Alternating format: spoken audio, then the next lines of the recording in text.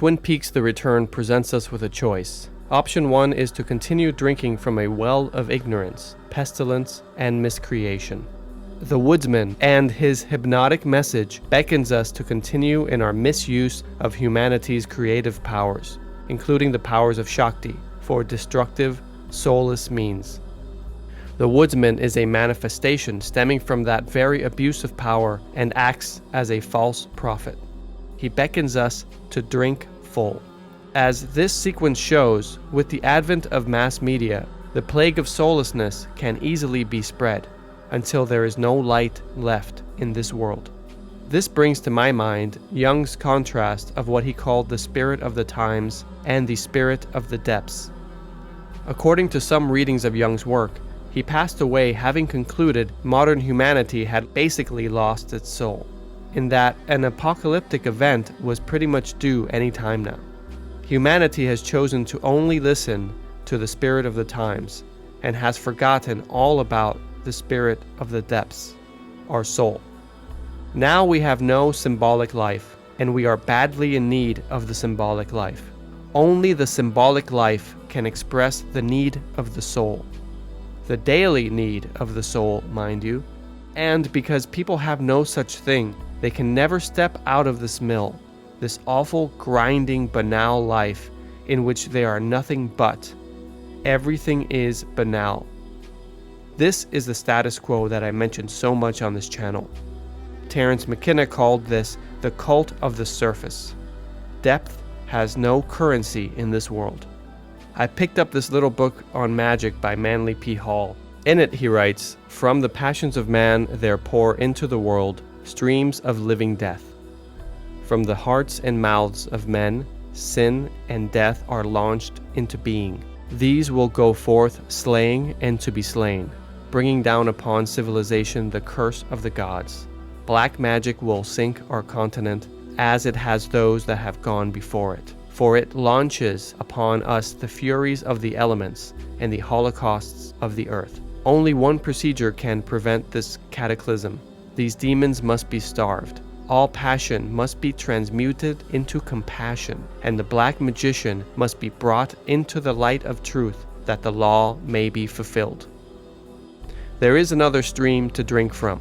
This is option 2, to drink from the waters of life, the waters of the divine feminine. This is the symbolic meaning of the legendary Holy Grail. To follow her way brings life. To reject it invites calamity and death. Ancient esoteric mystery religions attempted to maintain an honorific relationship to the underworld, the unconscious realm of soul.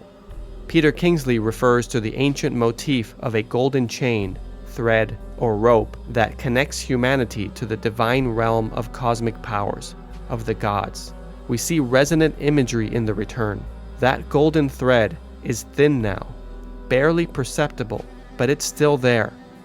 In Fire Walk With Me, Mike explicitly warns that the thread is in danger. Modern man no longer bases his life on the order in the unconscious, as the ancient Egyptians and Greeks did on the order of their gods. We believe we can consciously invent our own order, although the state of the world today should convince us that this is most foolish. The good news is that we all have a living choice in every single moment of our conscious awareness. The choice is not in the past or in the future. It's now. Time and time again, we can choose which well we want to drink from. As bleak as Twin Peaks becomes in The Return, I think the series never revoked its invitation to love. This love I'm referring to isn't just earthly love. As Cooper understood full well, there's a different kind of love, a love like no other. In some forms of Hinduism, this is called Satcitananda. It is the bliss that comes from experiencing the hidden unity behind all physical phenomenon. David Lynch calls this the unified field. This unified field is a love like no other. It's not transactional love where I love you because of this or that. This is like a Wi-Fi signal of pure bliss, unity, and creative potential that one can tap into. One experiences this unity and love like an inner flame, not dependent on people or circumstances. In some forms of Buddhism, they have this idea of bodhicitta, where the concept of enlightenment and awakening are indistinguishable from a pure sense of love and compassion for all beings. For most of us, this kind of love seems unattainable, maybe even a fairy tale fiction. Love in our world, the status quo, is extremely transactional. It is often used as a bargaining chip in social game playing. Affection is used to manipulate others for our own needs. Spiritual teacher Ram Dass advocated for the Hindu practice of bhakti yoga, the yoga of love and devotion, as a way of cultivating non-transactional love. The foundation to Albert's method of non-violence was love. This is a form of bhakti practice, and non-violence was his way to cultivate the Buddhist bodhicitta. It is a notable irony that while Cooper was fully aware of this higher love, he describes this path as a strange and difficult one. And this plays out in The Return, as I think Cooper ultimately fails to choose a path of love. When it counts the most, he fails to accept his own invitation to love. During his adventures in the Bardo realm, as the impaired Dougie, Cooper grew to know the love of his unexpected new family. Once Cooper is fully back in the world, the feel-good original Twin Peaks theme plays, and Cooper gives his loving family a big hug. He tells them that his heart became very full during his time with them. But Cooper immediately abandons them, and he goes on his ill-fated quest to save Laura in the past. Cooper sends his loving family a double, a tulpa. This is a term with its origins in Tibetan Buddhism, but heavily modified by spiritualists in the 20th century. This is not Cooper in full, it's basically a sentient robot. I think this is where Cooper fails to accept his invitation to love. An opportunity to start a fulfilling life full of heart. I think he failed to process the guilt that propels him to be a hero. As Barbara Hanna notes, a great many modern people still find it very difficult to forgive themselves anything. But it is dangerous not to be able to forgive yourself. We cannot really love or forgive our neighbors, no matter how we may deceive ourselves on this point, until we can love and forgive ourselves. Cooper had gone into the red-curtained One-Eyed Jacks and rescued a maiden before, so why not do it again? I believe he was wrong. The way to redeem the divine feminine is to choose to drink from her waters, to stop playing the role of the hero, and fully immerse himself in love, living with his heart full as a loving family member. That shouldn't have been a tulpa hugging his new family. That should have been Dale Cooper fully present. By failing to accept this invitation to love and going on his ill-conceived rescue mission, Cooper loses his soul. The Return shows us that there are characters that make a different choice. They accept the invitation to love and serve as a contrast to Cooper. They redeem the feminine principle, the soul, in the harsh world of the Return. The renewal of the feminine principle is usually brought about in myth by a hero who is often a simple man or a simpleton altogether. His naive genuineness is capable of bringing the creative transformation to completion. This is Andy. Throughout the entire series, he remains a lovable simpleton, trying to do the right thing, genuinely caring for others, while carrying out his role as a man of the law, doing the bidding of justice. And he's a dedicated family man, despite not knowing whether this is his biological son. If I recall correctly, Andy is the only other living person who is shown to engage directly with the fireman, the representation of the God image, the self. As Christ, another representation of the God image, put it, "Truly I tell you, unless you change and become like little children, you will never enter the kingdom of heaven." Andy had that covered. He was taken to the heavenly realms, the White Lodge, or the first time, whatever you want to call it, and he was provided a revelation, a download. Without a hint of egotism, confusion, or hesitation, Andy serves the divine bidding, the self. He understood the instructions provided by the fireman and followed through. Another character that stands in contrast to Cooper is Ed. In The Return, Ed is portrayed as a quiet, patient man whose care and dedication for his erratic wife keeps him away from his true love, Norma. We see him quietly watching the world go by as he sits in stillness. In what I think is one of the most important sequences in the entire series, Ed goes to the Double R diner to tell the love of his life, Norma, that he is now free to be with her. But Norma is taken. She's now with a man who is all logic, rationality, and business analytics. Facts over feelings. This is a man full of yang, animus energy. When Ed realizes the reality of the situation, he doesn't go on any heroic, manly mission to win her back or attempt to rescue her from this jackass. In fact, Ed does the total opposite. He fully embodies yin. Ed sits down quietly. He closes his eyes, breathes deeply, and fully embodies himself. He surrenders to the present moment. There are many situations where one has to do something, but there are other situations where the real heroic deed is to stand the suffering and not do anything. That's terribly hard, but that is how the feminine principle is redeemed. That's what Ed does. I wrote a short ebook based on this very approach to life. I named both the ebook and this YouTube channel Sit With It. Ed sits with it. He sits with what is happening and fully embodies himself. In my 8 Circuit Yoga series, I call what Ed did a Circuit 5 Soma activation, which is a way of using the body's senses to engage with the higher circuits in this 8 Circuit model of consciousness. Ed's decision to internally surrender was a radical act of acceptance. This act opened up the channel to the waters of the divine feminine. The force of Shakti, heart and soul, subtly and quietly flowed back into his life and transformed the situation. A knowing, subtle smile appears on Ed's face. This is the very subtle smile on the Buddha's face. Norma also made a choice in that moment. She accepts the invitation to love. She follows her heart and decides to keep the diner how she likes to run it, not how this animus yang figure told her it should be run. She chooses love and kisses Ed in a soulful moment. Norma doesn't lose sight of what made her diner special for her customers. This is a masterful scene. And it stands in harsh contrast to the Richard and Linda scene in the motel room, which involved a loveless, physical act drained of heart and soul. Ed's inward surrender ties into an important message that can be gleaned from the Eleusinian mysteries, where the passivity of Persephone, of the bride, the maiden doomed to die, is re-experienced by means of an inner act, if only an act of surrender. These characters provide us with examples of how to follow the ways of the spirit of the depths, how to accept the invitation to love, and how that can maintain or redeem the soul. I believe the return shows us a world suffering from soul loss. And it leads us to the question, what would redeeming our collective soul on a larger scale look like? The word culture has 2 meanings I think are helpful to keep in mind.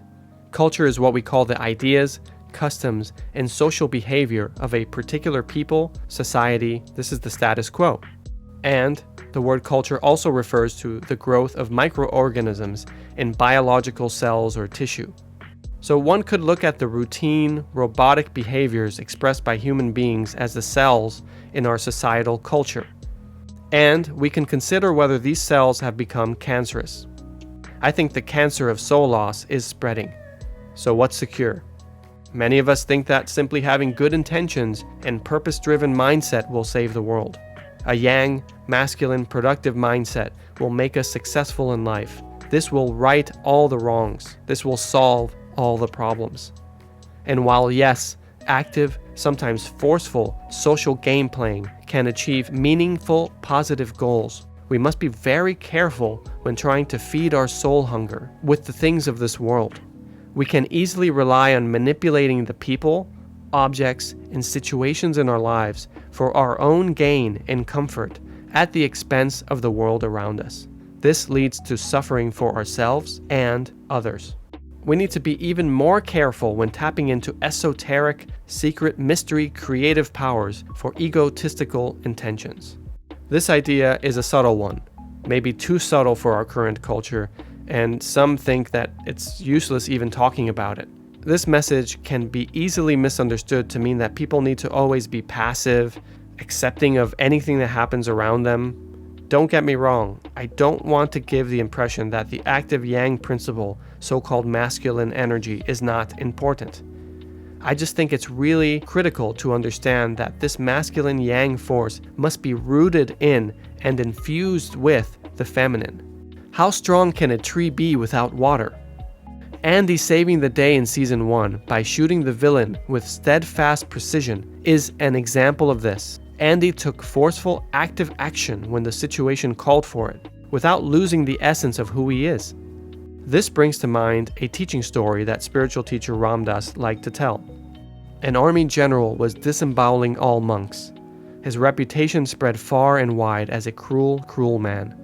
He comes into this village and says to an assistant, "Tell me what's happening." And the assistant replies, "All the people are frightened of you and they are bowing down. All the monks in the monastery have fled to the hills, but for one monk." The general was outraged at this one monk. He gets up, goes to the monastery, and pushes open the doors. As he walks in, he finds the monk standing in the middle of the courtyard. He walks up to the monk and says, "Don't you know who I am? I could run my sword through your belly without blinking an eye."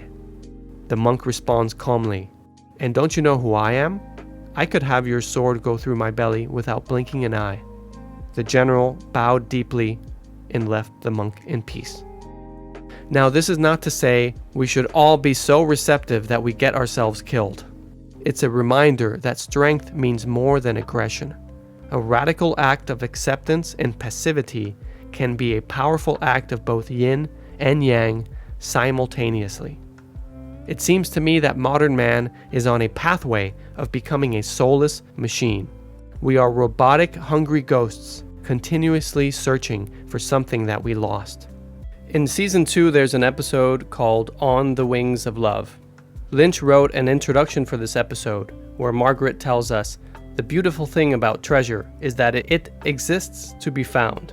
How beautiful it is to find treasure. Where is the treasure that, when found, leaves one eternally happy? I think we all know it exists. Some say it is inside us one and all.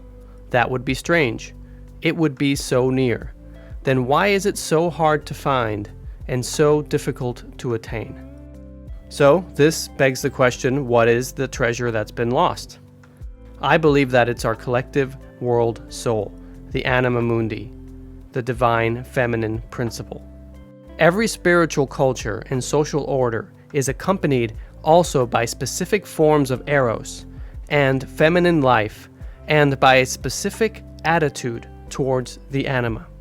I think it'll be helpful here to once again look at Jeremy Nadler's interpretation of the ancient Egyptian religion when considering what Lynch is hinting at. And this is not to look blindly to the past, but as Nadler says, to gesture towards the future. One could interpret Cooper's adventures in The Return as a symbolic recreation of his psyche and soul's deconstruction within the Duat, the Egyptian realm of the dead. In other words, Cooper is living out seemingly physical situations that are really symbols for the redemption of his soul in the afterlife. In the Egyptian Duat, one encounters the goddess Ma'at.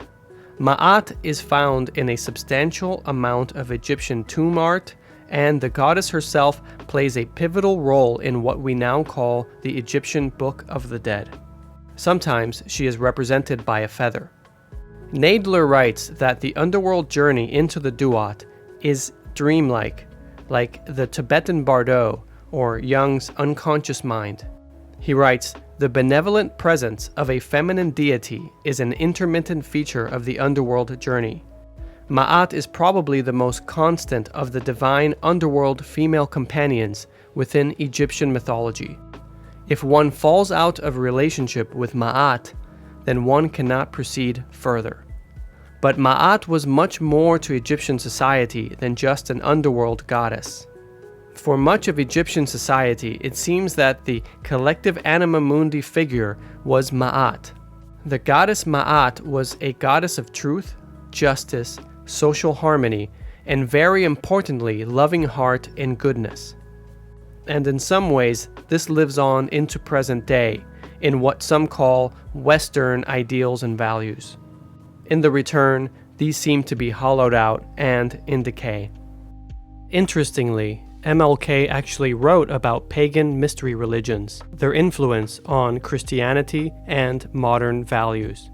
Egyptian society actively engaged in rituals that would harmonize their culture with the divinity of the first time.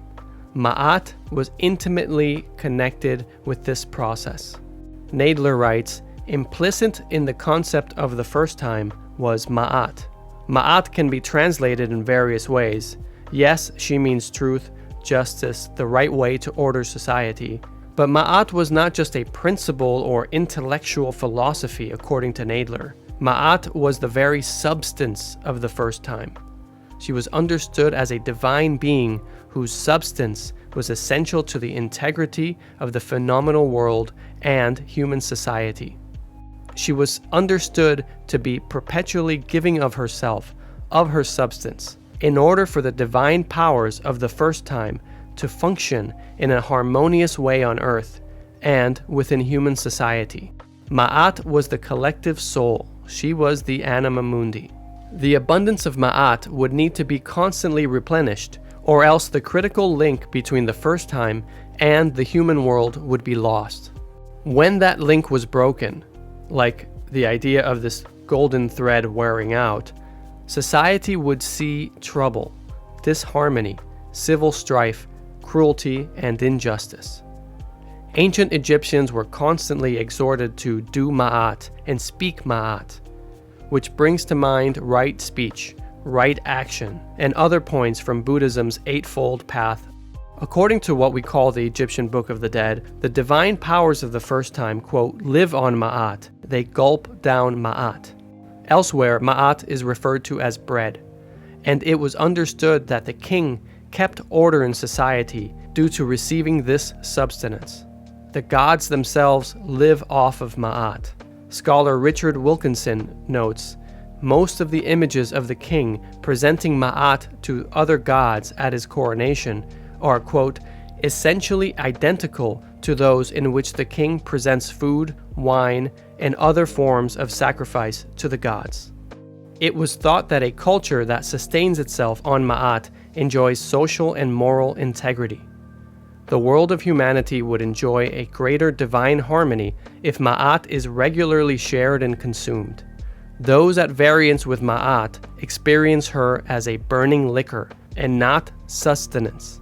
Nadler's take on Ma'at makes it seem much more than some harsh, dry code of laws like Hammurabi's. This is because Ma'at was closely intertwined with Egyptian concepts of the heart. In one text, an underworld traveler approaches the heart as the mother, saying, my heart, my mother, my heart, my mother, my heart where I came into being. It's been said that no one succeeds in the Duat unless their heart is righteous by doing Ma'at. It was in the heart that a person opens themselves up to Ma'at. An Egyptian text said, follow the heart as long as you live. Don't lessen the time following your heart, as this offends your vital spirit. In the Egyptian religion, when someone died and entered the Duat, their heart would be weighed against the feather. The feather itself was one form of Ma'at. The ceremony is literally referred to as the weighing of the heart of the soul. This was an attempt to understand how much of your heart and soul is in balance and accord with Ma'at. As I learned about Ma'at, I reflected on the warm and fuzzy positive aspects of Twin Peaks' original series run. There's something wholesome and loving in much of that original series run, despite the creeping darkness. And it wasn't just Cooper being wholesome. Even some of the most calculating characters in the show found ways to express love and change themselves for the better. And I have no doubt that Andy's heart would almost certainly balance perfectly with Ma'at's feather. The Double R Diner seems to be a particular focal point for this sort of love and tenderness. As I mentioned in a previous video, I don't know how much Lynch and Frost consciously used this archetypal imagery, but the Season 2 episode entitled On the Wings of Love points us right to imagery that resonates with the concept of Ma'at. In this episode, Lynch, as his stand-in Gordon Cole, has a significant exchange with the character Shelley, one that spills over into the next episode. Cole is enchanted by Shelley's beauty and explicitly connects her with the anima imagery used in other parts of the series. The babe without arms, the divine feminine goddess Venus, and the cliched anima figure of the attractive French woman dressed in red. The way I see it, just like the beginning of Fire Walk With Me, Lynch is hinting at the fact that there's more to what we're seeing. Once Gordon goes up to talk to Shelley, he realizes that she is the only person he can hear without his hearing aid. He brings up divinity, shouting, "Good Lord, I can hear you perfectly," and tells her that this is some sort of miracle. Margaret jumps in and says the pie itself is some kind of miracle. The way I see it, the double R pie is a stand-in for a ma'at-like substance. The divine substance of the heart and soul is served up for all who need it in Twin Peaks, just as it was served up in ancient Egypt. Lynch wants massive quantities of pie. Behind the scenes, Lynch was backing off his involvement with Twin Peaks around this time. I can only assume that he was purposeful in overseeing how this sequence played out and the message he was trying to convey as a showrunner before he stepped away. Shelley in this sequence is a stand-in for the divine feminine, serving up goodness and heart. And while this may sound like a bit of a stretch, in the very next episode, Lynch literally calls her a goddess from heaven who works miracles, and tells Coop that love makes the world go round. In what could have been one of his final scenes in Twin Peaks, Gordon kisses Shelley, a standard Lynchian image of anima-animus integration. It is not a coincidence that the romantic poet Shelley is mentioned in this very episode, and in a later episode, his poem Love's Philosophy is read by Shelley herself. This all serves to cement the links between the world soul, the waters of creation, divine food substance, the powerful symbolic act of kissing the divine feminine, and the character of Shelley. We'll see how this Shelley imagery develops in The Return a bit later. Now, one could probably connect Ma'at to different sweets in Twin Peaks and to coffee too. But Lynch himself directs us to Norma's pies in an episode introduction, explaining how sometimes Margaret gets angry and does things she's not proud of. But boy, does she love Norma's pies, which are unlike any other. The double R is also where Cooper and Annie first make a love connection. This is where Major Briggs expresses his love and hope for his son in a very touching, classic scene. This is where we see Ed and Norma redeem their love. And in another resonance with the idea of Ma'at, this is where Laura, the primary stand-in in The Return for the world soul, was preparing an abundance of food when Cooper first felt an intuitive connection to her. This isn't the only time I think there's Ma'at imagery that resonates with Laura. Her half-heart necklace, another iconic image in the series, could be understood as a symbol for her as the heart and soul of Twin Peaks, which, due to the impending darkness, now burns, like Ma'at's harsh burning when things are out of balance. It seems to me that Cooper's mission to save Laura in the flesh was a fool's errand. It made the world of Twin Peaks a worse place in The Return. Despite Cooper's empowering talk of love, I think Lynch and Frost have him fail to recognize the ultimate act of magic is love. It's bhakti, or bodhicitta. I don't mean saccharine BS transactional love. This isn't love as a ploy to get something from someone. I'm talking about Ma'at, a divine sense of warmth, love, unity, justice, and truth that flows from other realms that we don't understand. This form of love is more primitive, more primordial, and more spiritual than anything we are capable of describing. The upper story is no longer you or I. It is the many of which you yourself are a part, and everyone is a part of it whose heart you touch. Cooper was on point when he said, "When you experience true love, there is no other." It's not just that there's not another love like this. It's that when one is in the state of divine loving bliss, the boundaries between people dissolve and you experience all as one. As Hindu guru Ramana Maharshi said, There are no others.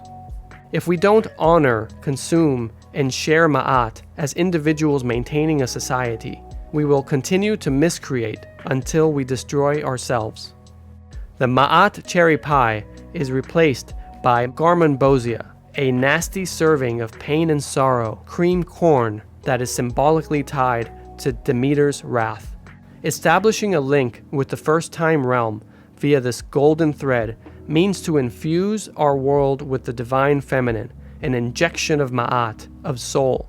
Quick aside for what it's worth, Ma'at was often shown in relationship to the god Thoth, the god of magic, who was sometimes represented as a baboon, a monkey.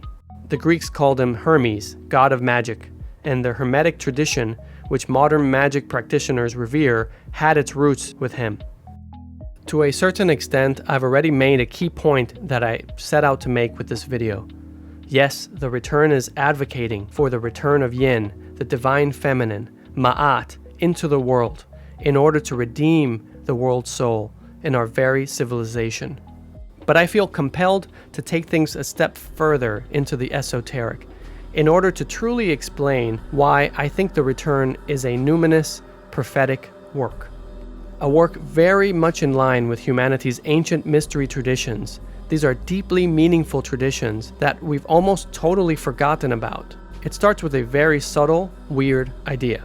The choice I mentioned at the beginning of this video isn't exactly binary. The binary many think of in Twin Peaks, the shadow and the light, the White Lodge and the Black Lodge, the good and evil, the spirit of the times, and the spirit of the depths. This binary is actually a unified continuum, a spectrum. We know that the mask of the unconscious is not rigid. It reflects the face we turn towards it. Hostility lends it a threatening aspect. Friendliness softens its features. In Hawke's very own introduction of the idea of these lodges, he mentions that one must pass through the Black Lodge on the way to perfection. What we're dealing with here isn't exactly a battle, although sometimes it may play out like one on the surface. It's actually a transformation of states along a continuum of potential, like transforming a solid into a liquid, or yang into yin, and vice versa. The I Ching, an ancient Chinese book of wisdom, operates on this principle. The 24th chapter of the I Ching bears the title Return, the Turning Point, and beautifully describes the act of coming to consciousness or transformation. It depicts the moment of the winter solstice. The powerful light that has been banished returns, in a natural movement arising spontaneously. Everything comes by itself at the appointed time. Movement begins again. Return leads to self-knowledge. On the one hand, the return occurs as if spontaneously at a particular moment in time, grace.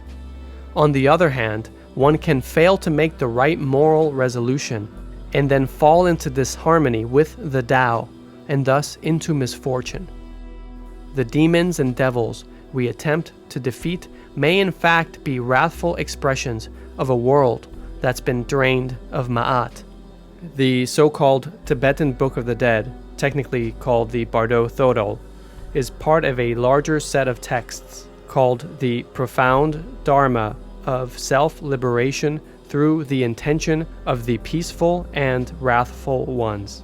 The Bardo Thodol teaches that one must face wrathful, fierce entities in Bardo states. If one is afraid of these entities or attempts to fight them, this indicates you have misunderstood what is happening. And in some instances, these entities will morph together into an even more powerful form. The only way to deal with this situation is to realize that these incredibly frightful and wrathful beings are actually manifestations that originate inside of you. One way to look at it is that these seemingly autonomous entities are actually a reflection of the state of your own mind and heart. This is related to the concept of the wisdom of the Great Mirror found in some forms of Buddhism. The Bardo world can be understood as a mirror in which you are interacting with your own reflection. So, if you find yourself in a Bardo, instead of reacting with fear, violence, or opposition, one can awaken to the fact that these entities are reflections of you.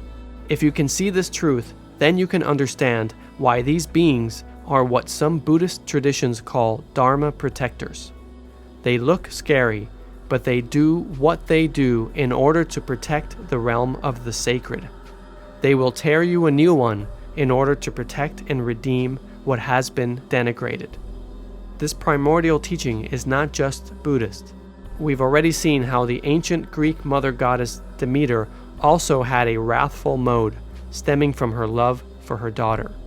Another example is the fierce Hindu goddess Kali. This is not Kali the demon that we've talked about in a previous video. This is Kali the goddess. Her images are usually pretty gruesome. She beheads egotistical men and devours blood. She's often depicted standing on a lifeless god, Shiva. But the secret to Kali is that she represents fierce divine love and grace.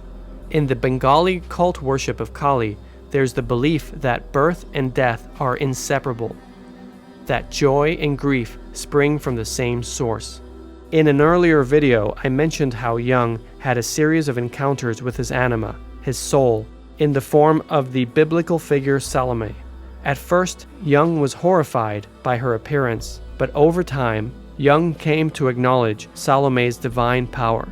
He experienced her divinity within his own body, not as he had once understood the divine feminine in Mother Mary, but as Kali, the dark goddess of Hindu mythology.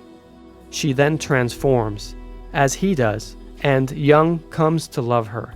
He discovered that she is him. She is that which brings him life and joy, the capacity to feel, to create art, to deeply connect, and to trust. Through a slow, laborious recognition of Salome, through listening to her, Jung came to discover the entire foundation of what was to become analytical psychology. Indeed, one cannot or should not speak of his psychology without speaking of her. She is the shadow of modern civilization, and that she is also the road to the wholeness of existence found within the self. The key lesson here is that these frightening manifestations should be faced calmly. The experiencer must face these wrathful entities with open-hearted awareness. The instruction given in the Bardo Thodol is often understood as just applying to a dead person. But the Tibetans described 4 Bardo realms, and one of these realms is what we call living. So one could say we are in a Bardo right now. You as you listen to this, me as I speak into the microphone. And I think the return seems to understand this. But if all of that is not deep enough, I think the return has an even deeper secret, one that was hidden by mystery cults for a long time. I believe that this is the shocking secret that Laura, as Persephone, Queen of the Dead, tells Cooper in the haunting final image of the series. You are already dead. Cooper is, I think, pretty obviously in a Bardo state. And since Cooper in The Return is very likely a stand-in for us in the audience, this secret applies to us as well. You are already dead. This sounds ridiculous, of course, and it is ridiculous, but that doesn't make it untrue. The internet is full of Einstein quotes to the point of glibness and cringe. But here's another Einstein quote for you. A human being is part of the whole world, called by us universe, a part limited in time and space. He experiences himself, his thoughts and feelings, as something separate from the rest, a kind of optical delusion of consciousness. The striving to free oneself from this delusion is the one issue of true religion. Not to nourish the delusion, but to try to overcome it is the way to reach the attainable measure of peace of mind. And he also wrote a letter to the sister of a good friend who had passed away. Michelle has left this strange world a little before me. This means nothing. People like us, who believe in physics, know that the distinction made between past, present, and future is nothing more than a persistent, stubborn illusion. The Tibetan Bardos are often understood as functioning in a sequential order. A living being goes from life to death, then reincarnates into another life, and continues to repeat this cycle until eventual redemption and salvation. In a way, Cooper's journey in The Return follows this. But the Bardo system can be understood as happening all at once. Time is a persistent, stubborn illusion. Like the theoretical absurdity that is Schrödinger's cat, there is an aspect of every being that is both alive and dead simultaneously. This brings to mind what the writer Robert Anton Wilson described as maybe logic. It's not either or, it's both.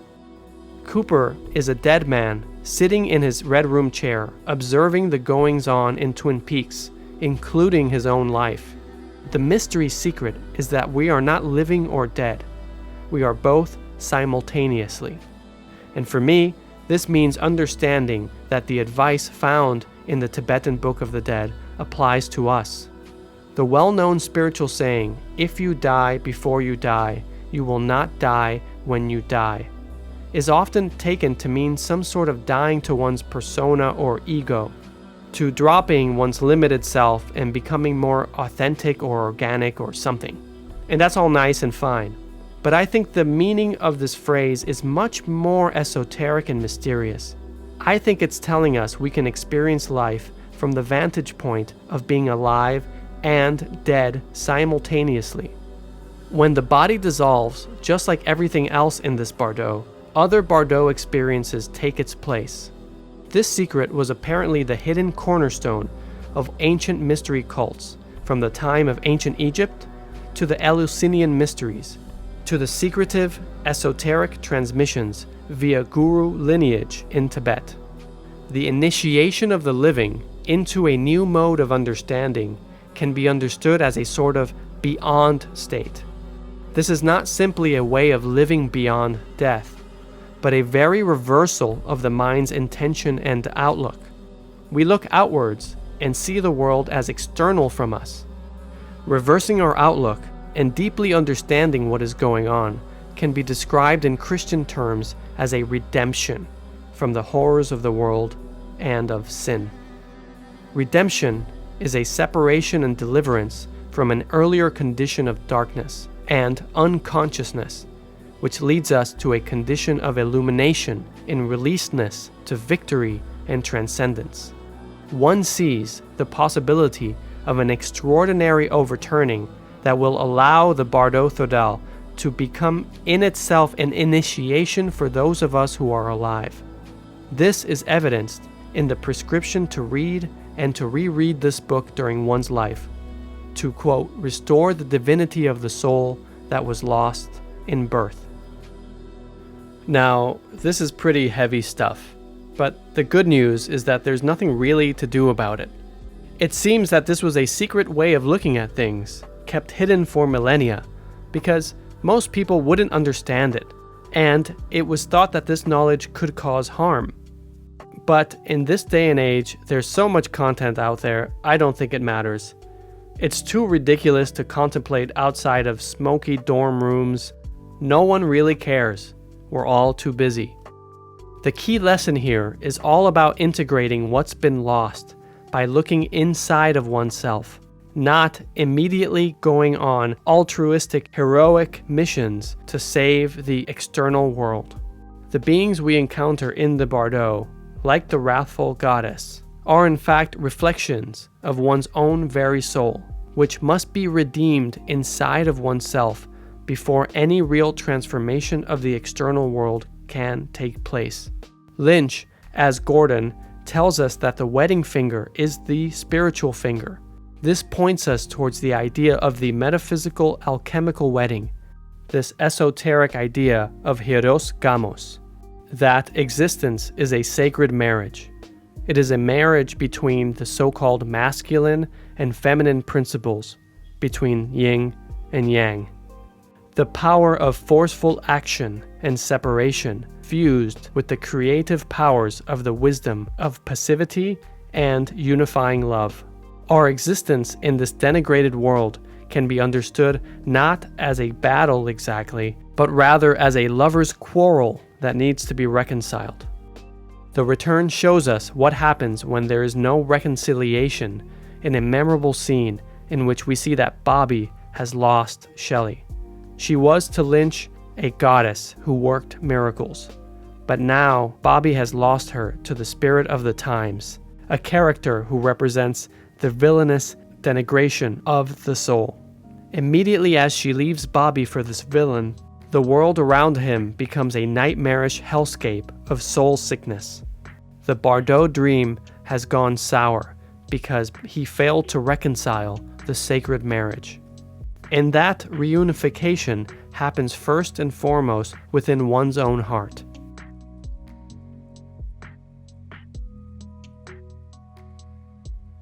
Hawke spoke of one needing to have perfect courage when entering the Black Lodge. I don't think this means facing wrathful shadow entities as a hero ready to fight and to rescue. Instead, I think it actually means facing the dark depths of the underworld with an open, loving heart. That takes real bravery. Magical firewalking abilities are a sideshow distraction and potentially dangerous. Many teachers working within Eastern traditions will tell you to ignore cities or powers that may arise from spiritual journeys. They're a ticket to nowhere, and a ticket to getting your big head chopped off by the goddess in the form of Kali. Peter Kingsley recounts an experience he had when encountering a vision of a dark underworld goddess. When she appeared, he didn't run or fight. Instead, he got on his knees and asked her how he could help. We are saved, as it were, by becoming in the service of the feminine principle of nature, or in psychological terms, by ceasing to manifest masculine authority or judgment and subordinating oneself in intuitive trust. The depths taught me another truth. It thus united sense and nonsense in me. I had to recognize that I am only the expression and symbol of the soul. In the sense of the spirit of the depths, I am as I am in this visible world, a symbol of my soul. And I am thoroughly a serf, completely subjugated, utterly obedient. If one engages the wrathful and horrifying modes of the goddess, the Anima Mundi, with open-hearted attention and willingness to listen, we may learn something about ourselves and the state of the world. If one goes deep enough, we encounter the unified self as a shining diamond gemstone. We can see for ourselves that all manifestations are but the rainbow prism colors of one unified light of consciousness. With that, we've circled back to the Hindu traditions who call this ultimate unity Satcitananda, consciousness, bliss, and truth. A simpler way to put this is transcendental love. It seems to me that the first step to truly redeeming the world's soul is to take a moment to stop. Sit still. We may be then able to reflect on how we've denigrated the sacred source hidden within us, how we've severed our own golden thread. We might then get a clearer, brave look at the wrathful form the Anima Mundi has taken due to the abuse and neglect that she's suffered. We can then offer our service in whatever way is organic and natural, which usually means living out one's own life as an expression of her full, loving heart. This is how we can begin to restore the Anima Mundi in her rightful place, what Kingsley refers to as the sacred impulse of humanity. There was a mysterious process honored for millennia until the dominant human culture became desacralized. When we look within, we have an opportunity to honor the Anima Mundi and access its unifying divine primordial love. This experience of that primordial love expresses itself out in the world and spreads. I think it's a shame that love is often sold in the spiritual marketplace as some shiny, heavenly thing that would have nothing to do with the darkness. Laura Palmer, the little girl who lived down the lane, was dragged down tragically into the underworld. But there she found the light of the divine feminine and was transformed. We have the same opportunity now that the forces of the underworld are pulling us down into spiritual darkness. Underworld entities are now inhabiting the home of the Anima Mundi. This is the situation we face in our culture. It's in our house now. Our culture is disconnected from the divine depths. We live in our own increasingly wrathful Odessa. Human society and the very planetary systems of life and nature that we depend on seem to be in decline. Persephone's tears of abandonment and suffering now flow through billions of eyes. It seems to me that a new source of energy needs to be introduced for healing to take place, for the redemption arc to begin.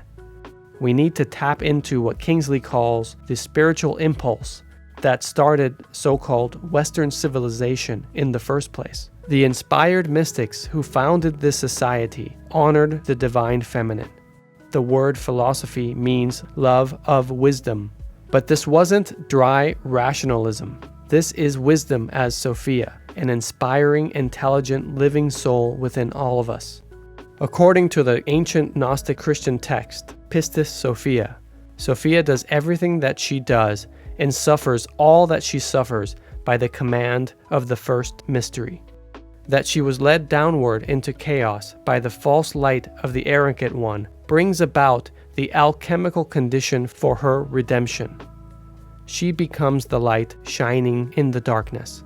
She becomes herself the manifestation of the redeeming mission that is the redemption of all creation. As she suffers and languishes in the darkness and the chaos, her calls for deliverance are the calls of our own souls for redemption. It is not until we have truly descended into the chaos, it is not until we have bottomed out that we can become conscious of the nature of our own suffering and the divine light that suffers with us in the world. I think it's possible to access the light that Lynch refers to in his book as the light of unity, the very light that people like Jung, Kingsley, and mystics throughout the ages have encountered when descending down below. In the times we're in, true love and light are found deep below in the underworld. Like the I Ching says, this is a moment of transformation, the return of the light hidden away in the darkness. This is the light that turned Laura's tears of despair into tears of joy and relief. In the grand finale to the original series mystery, Who Killed Laura Palmer, Cooper gives a dying Leland guidance in an earnest attempt to speak of the wisdom found in the Tibetan Book of the Dead. Cooper tells Leland to face the clear light, know himself. Cooper does so by speaking into Leland's ear, which is reminiscent of a Tibetan practice. Cooper tells Leland to face the clear light, know himself, and abide in that state, to go into the light. Leland responds with his final words, I see it. I see her. She's there. Laura. Despite his apparent knowledge, Cooper fails to realize when he's in a Bardo himself. He becomes trapped in a maze of his own making. In a sad twist of events, he ends up following the instructions of a disturbed and scared Leland. When it mattered the most, Lynch and Frost have Cooper fail to recognize the form that the light comes in. Cooper only saw the little girl who lived down the lane. It's very easy to get carried away looking for light, love, and redemption, and avoid the darkness of the world that we live in. It's very easy to miss the treasure that's right in front of us, hidden in the dark places of wisdom. We, the children of Sophia, are the mediators between heaven and earth. The bodiless powers are really quite helpless in this world without our hands, and we are quite helpless to bring the redeeming light power that can awaken the slumbering sparks without their divine aid and assistance. Even as the human soul cries out for redemption, so the soul of the world cries out for deliverance. A deliverance that can only occur when all human souls have been awakened and liberated.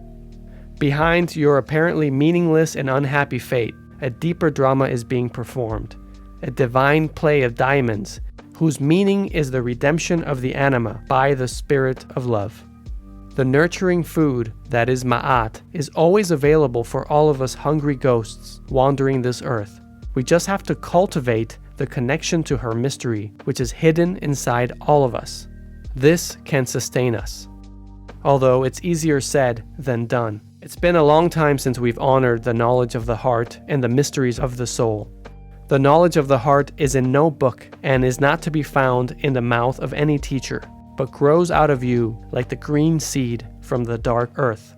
In esoteric traditions, one invariably comes up against the same basic emphasis on the point that it is not ideas or doctrines in themselves that matter, but the ability to discover the reality of these ideas and teachings inside oneself, and then make them one's own. Perhaps this is why it's been so important to Lynch that his work remain unexplained. He famously didn't want the mystery at the heart of Twin Peaks to be solved. Lynch also likes to emphasize the importance of being receptive to ideas, which he describes as almost autonomous entities that come from some unknown place. The transcendental meditation practices that Lynch advocates for enable the cultivation of the receptive feminine principle, the yin principle. Lynch likes to use the analogy of descending down an elevator, not rising above into the heavens. In his book, Lynch writes we should not fight the darkness, and refers to the electric gold found in realms down below in deep consciousness. He notes that diving down into the depths helps cultivate love, empathy, and compassion for all sentient beings. Years ago, I had a minute-long encounter with a Tibetan Lama. I asked him, why do I feel pressure in my forehead when I meditate? He grabbed my finger and moved it from my forehead to my heart, exactly like the scene in Twin Peaks. The redemptive powers of the inner light cannot be intellectualized. They are a natural outgrowth of the heart. Redemption is the purview of the soul, not of the rational mind. Redemption must be an organic growth, starting from its roots down in the dark places of wisdom. Our invitation to love awaits us impatiently down in the depths. We've come to the end of this series. Before I go, I'd like to revisit the idea of the rotating gemstone one last time before wrapping up. I see the world now pretty much the same way I described the Twin Peaks rotating gemstone at the beginning of this series. The varied colors, sights, sounds, and events of the phenomenal world around us can be understood like the refracted images created by shining a light through the rotating gemstone. Funny enough, in the diamond business, they call this fire. And, like the ancient idea of world fire, the sparkling images form our experiences within our mental and physical world. The rotation creates an enchanting parade of sights, sounds, sensations, and narratives. Since each one of us is looking at this from a different angle of the crystal, the projections each person observes are distinct. And due to the rotation, these projections are constantly changing. Some are pleasant and joyous, others are terrifying and tragic. Yet, they can all be understood to be projections, and they stem from a deeply interrelated, interdependent whole. The more we become aware of this projection process, the more we can engage with life's content as real in one sense and as projections in another sense. We may come to see the crystal of life from different angles, and possibly have an opportunity to encounter the source. It's sort of like following the roots of a tree that are burrowed deep within soil. We may be fortunate enough to find that there is a hidden truth, a treasure at the heart of everything in existence. We may be able to touch the mystery firsthand. Thanks for watching.